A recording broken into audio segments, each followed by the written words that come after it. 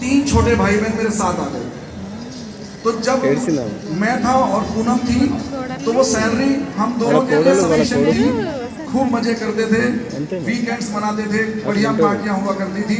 लेकिन जैसे ही वो पेरेंट्स एक्सपायर हुए और 3 छोटे भाई बहन मेरे साथ आए और उनकी पूरी जिम्मेदारी मेरे ऊपर थी। उनका रहना, उनका खाना, उनकी पढ़ाई, उनका ट्यूशन, बुक्स का, ऑटो का, रिक्शा का, सब कुछ, बीमारी का, घर आने जाने का, सारे एक्सपेंसेस मेरे ऊपर आ गए।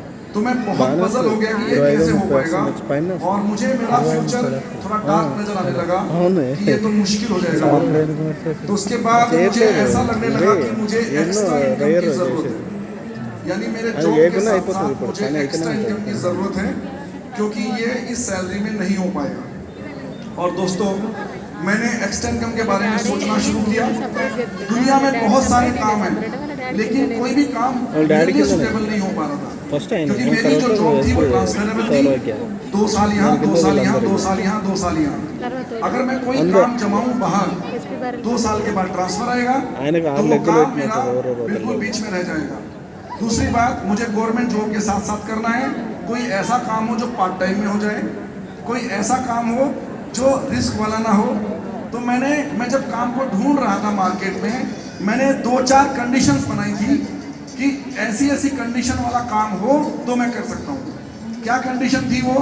एक तो पार्ट टाइम में हो जाए, एक इन्वेस्टमेंट ज़्यादा ना हो, एक रिस्क बिल्कुल ना हो, और अगर मेरा ट्रांसफ़र भी आए तो वो चलता रहे, बंद ना हो जाए। अब बताओ ऐसा काम दुनिया में कौन सा है? बताइए ऐसा काम कौन सा है? कुछ नहीं है। सो मैं सोचता रहा, मैंने बहुत काम देखे लेकिन मुझे समझ नहीं आए, और मेरे सामने 2003 में डायरेक्ट सेलिंग इंडस्ट्री आई दोस्तों। और मैंने भगवान को थैंक्स किया कि शायद यही वो इंडस्ट्री है जिसकी मुझे तलाश थी, और हमने उसको पकड़ लिया। लेकिन चुनाव करने में गलती हो गई और हम एक गलत पेड़ पे चढ़ गए। अच्छा, ये फील नहीं हो रहा था कभी। हम चले गए उसमें गोरो वाली कंपनी में, और मुझे ऐसा फील नहीं हो रहा था कि मैं गलत पेड़ पे चढ़ रहा हूँ। जब भी काउंसलिंग करते थे, जब भी बैठते थे अपलाइन के साथ, ग्रो नहीं होने का पूरा ठीकरा मेरे सर के ऊपर फूटता था कि देखो वो तो हो रहा है, वो तो हो रहा है, तुम नहीं हो रहे हो, तुम्हारे अंदर कुछ कमी है। वो कमी ढूंढने में हमें काफ़ी समय लग गया, 15 साल का समय लग गया वो कमी ढूंढने में कि आखिरकार में वो डिज़ायर्ड सक्सेस क्यों नहीं अचीव कर पा रहे। इस चक्कर में 15 साल चले गए। और जब भी, और मैं पूरा कन्विंस था कि कहीं कोई प्रॉब्लम नहीं है, प्रॉब्लम सिर्फ मेरे अंदर है, मैं ही ठीक से नहीं कर पा रहा हूँ, इसलिए मैं ग्रो नहीं हो पा रहा हूँ। और उसके बाद दोस्तों क्या हुआ, एक दिन एक खबर आई कि राजेंद्र जीतकर जी वेस्टीज में चले गए। ये मेरे लिए धमाका था। उनके साथ वो मेरे क्रॉस लाइन थे, बट बहुत सारी एएलएस में हम साथ गए थे। पिछली कंपनी में जो फॉरेन ट्रिप मिलती थी तो हमने 5 ट्रिप ली थी, 5 में हम साथ में थे। फैमिली अच्छी थी और वो एमरल्ड थे, और मैं एमरल्ड जाने की कोशिश कर रहा था पिछले 5-6 साल से। तो मुझे हजम नहीं हुआ कि मैं एमरल्ड जाने का प्रयास कर रहा हूँ और वो एमरल्ड व्यक्ति आखिरकार उस कंपनी को छोड़ के वेस्टीज में क्यों आ गए। और इस चीज़ को जानने के लिए मैंने उनको फ़ोन किया कि सर मैंने सुना है आपने वेस्टीज ज्वाइन कर ली। बोले बिल्कुल। तो मैंने कहा आप समझदार लगते हो शक्ल से, ऐसी गलती कैसे कर सकते हो? दुनिया की नंबर 1 कंपनी छोड़ के कहाँ चले गए? तो नाम भी खराब सा लग रहा है, वेस्टेज। तो मुझे वेस्टेज की स्पेलिंग मालूम नहीं थी, मुझे लगा W से स्टार्ट होती होगी। तो मुझे लगा ये तो नाम भी खराब सा लग रहा है, कहाँ चले गए? उन्होंने मुझे एक लाइन बोली कि त्यागी जी, अगर आप समझ लोगे मैंने क्यों छोड़ा तो आप भी छोड़ दोगे। मैंने कहा गजब का कॉन्फिडेंस है भाई। तो मैंने कहा कि मैं आपसे मिलना चाहूँगा। मैं पूनम को बिना बताए पुणे के फिनिक्स मॉल में गया और वहाँ बैठ के हमने चर्चा की। मैंने कहा प्लान दिखाओ। बोले प्लान नहीं दिखाऊंगा, कंपैरिजन दिखाऊंगा। मैंने कहा कंपैरिजन तो मैं कर लूँगा, आप मुझे प्लान दिखाओ। पिछली कंपनी का प्लान मुझे मालूम है, आप दिखा दो, मैं कंपैरिजन कर लूँगा। उन्होंने कहा कि नहीं, कंपैरिजन नहीं होगा, सॉरी प्लान नहीं दिखाऊंगा, कंपैरिजन दिखाऊंगा। खैर 2-3 बार के बाद में उन्होंने मुझे एक कंपैरिजन दिखाया, 15 पॉइंट्स लिख के, हमारी पिछली कंपनी और वेस्टीज दोनों को लिख करके 15 पॉइंट जो उन्होंने कंपेयर किए, मेरा दिमाग हिल गया। माय गॉड, मुझे ऐसा लगता था मैं पिछली कंपनी का एकदम कट्टर सिपाही हूँ। कहते ना वो ऐसा कहावत थी वहाँ पे, हर आदमी बोलता था अब तो बोलने में अच्छा भी नहीं लगता, उंगली काटो तो खून नहीं निकलता, वो ही निकलता था। क्या कंपनी का नाम? तो ये सभी लोग बोलने लग गए थे, इसलिए मैंने कहा इसमें बोलने में मजा नहीं है अभी। तो ऐसा मैं कट्टर था वहाँ पे, लेकिन ये जो 15 पॉइंट आए इन्होंने मेरा दिमाग हिला दिया और मैंने वहीं बैठे बैठे डिसाइड कर लिया कि मैं इसको करने वाला हूँ, उसको छोड़ने वाला हूँ। सबसे बड़ी प्रॉब्लम थी पूनम की, खून में घुसा हुआ था हमारे अंदर तक, तो इनको कैसे मनाया जाएगा। और फाइनली मैं घर आया, मैंने इनसे कहा कि क्या हम शिफ्ट कर लें इसको छोड़ के। ये बोली खबरदार जो नेगेटिव बात करी तू। ये देखो एक्साइटेड हो गए। तो मुझे इन्होंने धमकाया, खबरदार जो नेगेटिव बात की तो मैंने कहा कि फिर आप समझ के लो, करियर की बात है, जिंदगी निकली जा रही है, जिंदगी 500 साल की नहीं है कि 15-15, 20-20 साल एक्सपेरिमेंट करने पे लगा दिए जाए। तो मैंने इनसे समझा, ये मानी नहीं। मैं नीचे आके झूले पे बैठ गया, लंच नहीं किया, तो ये फिर नीचे आई, लंच तो करो, खाने से क्या दुश्मनी की लड़ाई। तो फाइनली मैंने कहा एक बार प्लान को समझ लो, और अगर अच्छा ना लगे तो नहीं करेंगे, अच्छा लगे तो करेंगे, और अदरवाइज मैं खाना नहीं खाऊंगा। तो ये बैठ गई और मैंने वो 15 पॉइंट इनको भी समझाए, और वो 15 पॉइंट समझते ही ये बोली कि अगर एग्जैक्टली ऐसा ही है तो फिर ये बहुत अच्छा है, और अगर तुम मुझे कन्विंस करने के लिए, मुझे पटाने के लिए बोल रहे हो तो फिर तुम्हारी खैर नहीं। तो मैंने कहा इसमें 1% भी झूठ नहीं है, सब कुछ सत्य वचन है। और तो बोला ठीक है, चलो जीतकर जी के घर चलते हैं। और हम लोग जीतकर जी के घर गए। हमने उनको फ़ोन किया कि हमारे शाम को 4-5 बजे। उन्होंने सागर भामरे जी को भी बुला लिया, वो भी बड़े अच्छे लगे, एकदम स्मार्ट, सुंदर, गोरे चिट्टे बंदे। तो उनको देख करके हमें लगा कि समझदार से लग रही है अभी। तो हमने बिजनेस स्टार्ट कर दिया। और दोस्तों वो तारीख थी 2 जून 2018, राइट। तो मैंने वहाँ फॉर्म भर दिया, और फॉर्म भरने के बाद जो आफत आई हमारे ऊपर, इतनी आलोचना, इतनी बुराइयां हमारी चालू हो गई पूना के अंदर, हर जगह, हर गली मोहल्ले में, और फेसबुक के ऊपर, व्हाट्सएप के ऊपर, सब जगह। मैंने कहा इतना बड़ा पाप कर दिया हमने। तो 2 जून से लेके 14 जून तक कुछ काम नहीं हुआ। 14 जून को जीतकर जी हमारे घर आए, हमने वो बड़ा सा दिया लगाया, और हमने ऑफिशियल इनॉग्रेशन किया हमारे बिजनेस का, और 14 जून से काम स्टार्ट किया दोस्तों। फिर मैंने किसी की आलोचना नहीं सुनी, मैंने किसी पे ध्यान नहीं दिया, एकदम कान बंद करके, आंखें खोल के, मुंह खोल के निकल पड़ा मार्केट में। और अगले 14 दिनों में हमने ब्रोंज लेवल कंप्लीट किया अपना, और 28 जून को हम ब्रोंज डायरेक्टर बने। पहले महीने का चेक आया 28,000 रुपये का। उसके बाद दोस्तों अगले महीने सिल्वर बने, 43,000 का चेक बना। अगले महीने गोल्ड बने, अगले महीने स्टार बने, अगले महीने डायमंड, और 6 महीने में हमने क्राउन लेवल कंप्लीट किया। अमेजिंग, मज़ा आया दोस्तों, क्योंकि स्पीड से करना बहुत ज़रूरी है।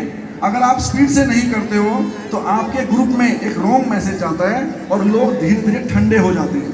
आप अगर चाहते हो ना आपकी टीम में लोग एक्साइटेड बने रहें, आपकी टीम में लोग जोशीले बने रहें, तो आपको ये काम स्पीड में करना होगा।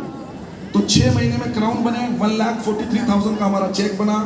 उसके बाद अगले 2-3 महीने में जबरदस्त काम किया दोस्तों, और एज अ क्राउन मैंने 1,98,000 का चेक यहाँ से ड्रॉ किया।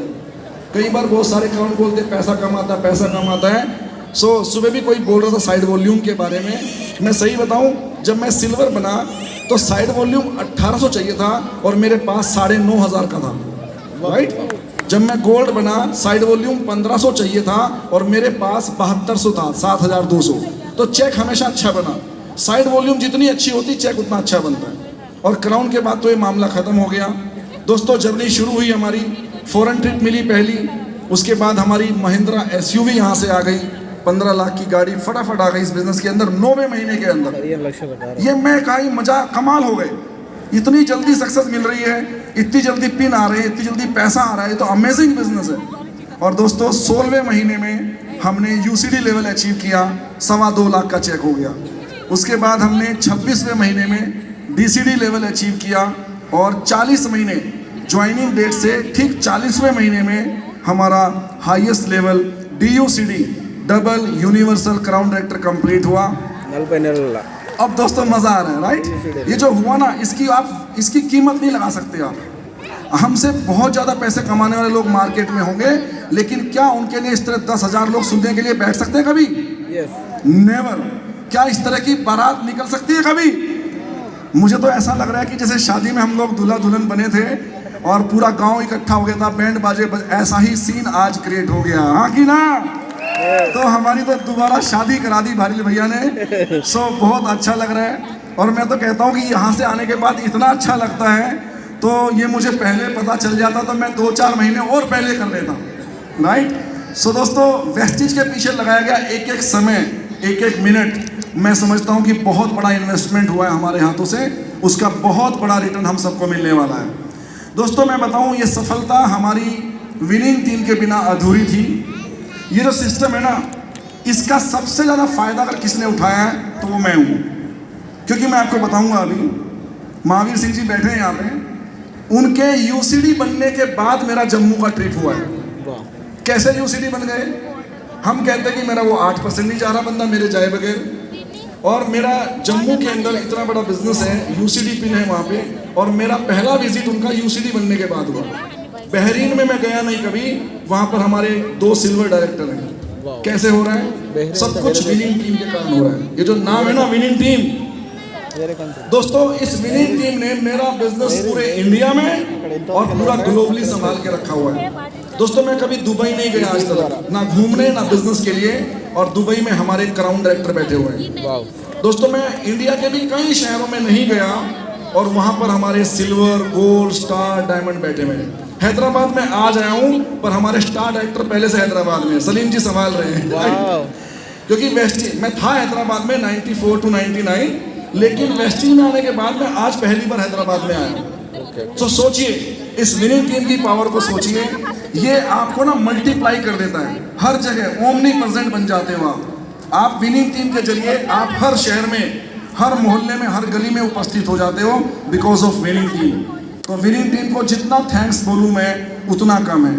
तो दिल से धन्यवाद विनिंग टीम के सभी मतलब जो स्टाफ है, हमारी टीम विनिंग टीम, और जो हमारे सारे अप्लायंस हैं, मंजुषा दीदी, सागर भांबरी जी और अनूप गुप्ता जी, और उनके पास सबके सर्वे सर्वा, आज तो भगवान की उपाधि भी दे दी, एक क्या नाम था उनका आर्मी वाले। सो जो सबके सर्वे सर्वा, सबके अप्लाइन हैं हमारे। सो भारिल फैमिली, भारिल भैया, संध्या दीदी, सर्वज्ञ जी, चेरी और सिद्धि, सबका बहुत बहुत धन्यवाद। आप लोग के कारण हम बहुत ग्रो हो रहे हैं। आपके परिवार के संस्कारों को देख देख के हम सबको ये सिखा रहे हैं, परिवार हो तो ऐसा। क्योंकि एक बार दादी जी ने, दादी हम क्यों बोलते पता नहीं, मैं तो मम्मी जी बोलना चाहूँगा, क्योंकि भारिल भैया हैं तो दादी कैसे हुई मेरी। सो हाँ, तो उन्होंने एक बात कही थी कि एसपी भारिल से खाली पैसा कमाना मत सीखो, परिवार कैसे चलाया जाता है, परिवार में रिश्ते कैसे बनाए जाते हैं वो भी सीखना। मुझे बात 1 करोड़ रुपए की लगी, राइट। इतनी अच्छी अच्छी बातें वो बोलते हैं। हमारे घर में कोई मूवी देखने अकेला नहीं जाता, बाय गॉड कितनी बड़ी बात है। कहते हैं कि अगर हम जयपुर में मूवी देख रहे हैं और मम्मी पापा वहाँ नहीं हैं, तो वो उसी समय उस शहर में मूवी देखने जाएंगे, वही मूवी जो ये लोग जयपुर में देख रहे हैं। क्या मानते हैं इस बात को आप? माय गॉड, आज के टाइम में जहाँ पर लोग साथ में खाना नहीं खा पा रहे हैं, जहाँ पर लोग साथ में आधा घंटे बात नहीं कर पा रहे हैं, उस जमाने में अगर ये परिवार इतने अच्छी पारिवारिक मूल्यों को मेंटेन कर रहा है, सैल्यूट के काबिल है, सैल्यूट के काबिल है। सो दोस्तों पैसा कमाना तो हमें भैया सिखाते ही हैं, लेकिन परिवार को कैसे बनाए रखना है, परिवार को कैसे संजो के रखना है, परिवार को कैसे चलाना है। एक और बात देखिए भैया की, आप सर्वज्ञ जब पढ़ने जा रहे थे यूके, सो उन्होंने उनको कहानी कई बार सुनाई थी अपने पिताजी वाली, कि पिताजी ने कहा था कि बेटा हम साथ रहेंगे जीवन भर, ये पहली कंडीशन है। तो भैया ने अपनी कलेक्ट्री कैंसिल कर दी उसके चक्कर में, पता है आपको? ये तो भैया तो जबलपुर के कलेक्टर बनने वाले थे। सो IAS की तैयारी कर रहे थे, और जैसे ही पिताजी ने ये बात कही थी कि भाई अगर तुम IAS बन गए तो तुम्हारी पोस्टिंग जयपुर में होगी नहीं, और मैं जयपुर छोड़ के बाहर जाऊंगा नहीं, अब तू बता हम साथ कैसे रहेंगे, और एक तो तू इतने साल के बाद पैदा हुआ। तो देखो वहां से बात निकल के आई कि आज देखिए पूरा परिवार साथ में है, ना बहू जॉब कर रही है, ना बेटियां जॉब कर रही है, ना सर्वज्ञ कर रहे हैं, और आगे सर्वज्ञ के बच्चे जॉब करेंगे, इसकी कुछ है संभावना? 0। ये परिवार पैदा होने से लेके आखिरी सांस तक साथ में रहेगा। ये बात बहुत बड़ी बात है, बहुत बड़ा अचीवमेंट है ये। आज मैं सबको यही कहना चाहता हूँ दोस्तों, पारिवारिक मूल्य भी फॉलो करिए भारिल भैया वाले। हम भी कोशिश कर रहे हैं हमारा भी ऐसे ही चले, हमारे सारे रिश्तेदारों को हम ये बोल रहे हैं, अपनी पूरी टीम में हम ये बात बोल रहे हैं, जीवन हो तो ऐसा, नहीं तो बाकी तो जिंदगी सबकी कठिन। हाँ कि ना? सो दोस्तों आगे बात करते हैं। सो अभी देखिए जब बिजनेस करते हो ना बीच बीच में चैलेंज भी आते हैं, थोड़े बहुत चैलेंज भी आने लगते हैं बीच में। तो पिछले साल अगस्त सितंबर में कुछ इन्वेस्टमेंट स्कीम आई मार्केट में और बहुत सारी भगदड़ मच गई। जो लोग थोड़े से इम्पेशेंस थे, जो लोग थोड़ा जल्दी पैसा चाहिए था, चाहे भले वो